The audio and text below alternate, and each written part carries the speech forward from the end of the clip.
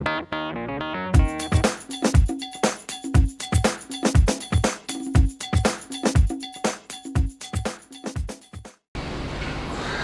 Simon Ditchburn, wishing everybody a Merry Christmas and a Happy New Year 2017. Our building crew has worked right the way through the Christmas holiday to make sure that we finish installing this floor by the end of the year, ready for the holiday. In fact, our last delivery was literally on Christmas Day. So I've come back to one of my favourite positions now so that we can show you from a top overview exactly what we've got done so far. Finishing very strongly off for 2016, ready for a new start in 2017. And then I'm going to take you down inside the building and show you the other items that are going on while the structure is going on the top.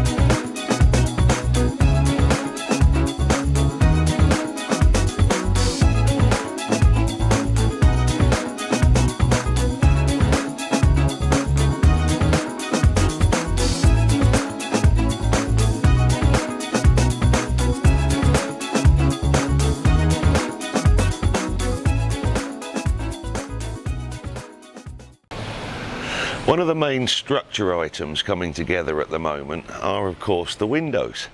They represent about 80% of the outside of the building. So to keep everything in uniform and make sure that we have the correct size for each one of the windows, we've made a steel template representing exactly the size of the window. Now, it takes a little bit longer to make that template at the beginning, but it saves me a lot of trouble in correcting measurement mistakes later on if the block layers get it wrong. So basically the steel frame can be removed from this floor. It can be placed one floor above and above again and above again. We can keep reusing it, and it guarantees me I have exactly the same size window going all the way through. The block layers just have to build the block exactly up to the steel frame, and then I know I've got the correct size. Also, do you remember a windowsill? Well, you can see at the bottom of all of these, because of our double walls, our cavity walls, we will have a windowsill. Remember those? Now that's the easy way to tell on any building if you've got a double wall or not. While the structure is going together on the higher levels, down inside the building on the lower levels we have a lot of other jobs that are now opening up. The electrics is one of them. Now, you're in a multi-shared unit building, not just a single house. So the fire rating for all the electrics is classed as being industrial, not housing. It's a rating higher.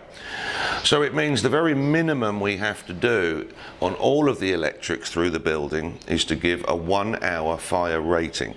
That means basically any of these conduits, and these are hard plastic conduits, not the same that you would have in a house where it's just basic plastic cabling.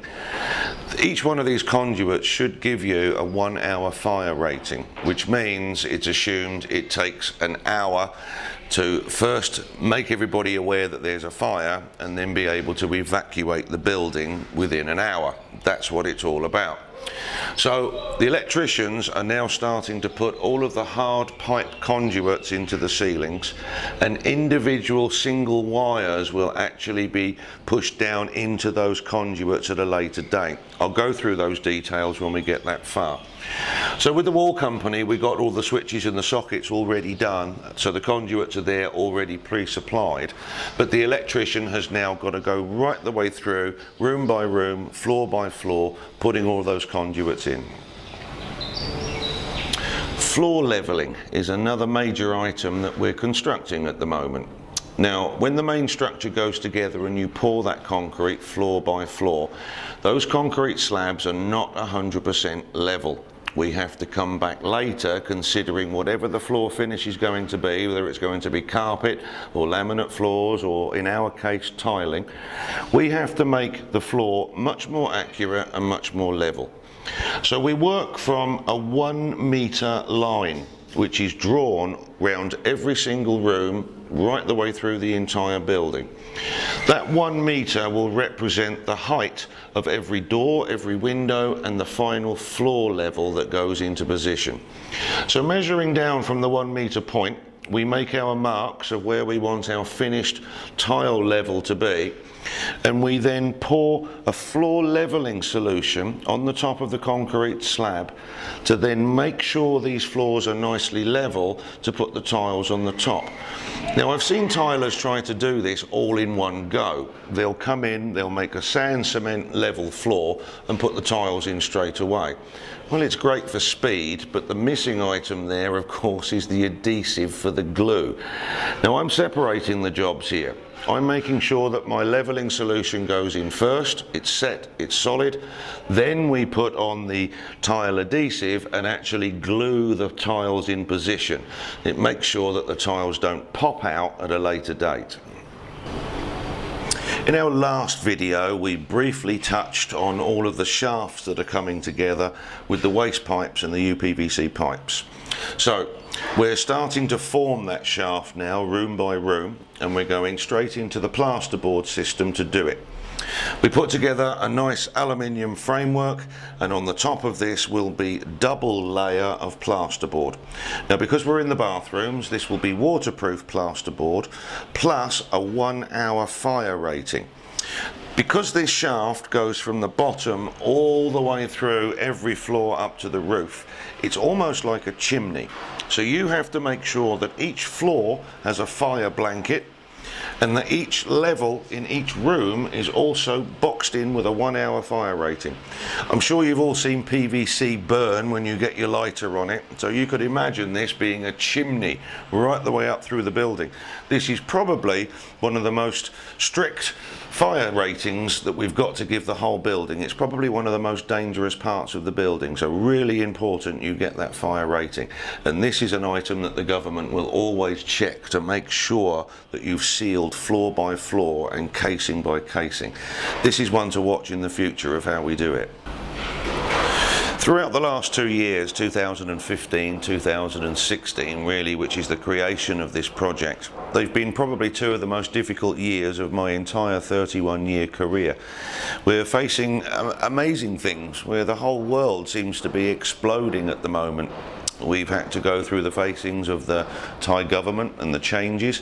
All of the changes of the officials right the way through City Hall, so it's been very difficult to get the paperwork done in the background. We've had to go through the financial crisis of the Russians, where they resailed and fire-sailed their units, sending their money back to Russia. Finishing off the year, we've had to work our way through Brexit. Now, I personally think it's a good decision for the UK, but it certainly made everything very difficult with the pound being 20% lower than its normal rating. These are incredibly difficult times that we've had to face this last 2 years, and really it's been a case of just get your head down and just get on with the job. But I'm also really very pleased to show you all of this in the last quarter of 2016, because we're finishing incredibly strong. We're moving into 2017 with a new market there on the horizon, the Chinese market.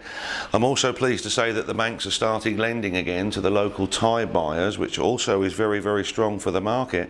So I think we've got a really prosperous 2017 on the way. So to everybody, enjoy your holidays. We're having a few days off. We're having a long weekend basically for the new year ourselves. We're going to be straight into the next floor of January 2017, and we'll keep you up to touch with everything in these videos. So have a good holiday and we'll see you next time.